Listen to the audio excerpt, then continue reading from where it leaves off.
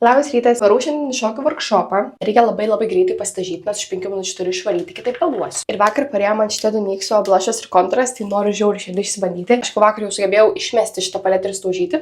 Jo, jinai tokia labai iš karto pigmentuota. Man tas labai patinka. Pasižiūrėkit iš karto kiek wow. Nu va, tarsi aš jau vos prisiliečiu to kontūro, jau atrodo, kad čia yra wow. Blushas. Jis toks žiauriai pigmentuotas atrodo.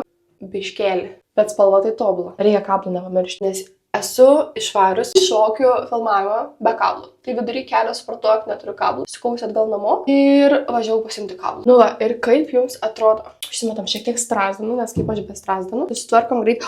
Antakiam irgi tokį naują nusipirkau. Norėjau savo seną naudoti, bet nusipirkau šitą naują, kur labai daug kas irgi gyrė, laiko antakius tobulai, bla. Greitai tau tušo. Tušas laiko man tiek daug kažkaip gyvybės, veidą priduoda. Lūpom, nu aš 99% naudoju liptintą.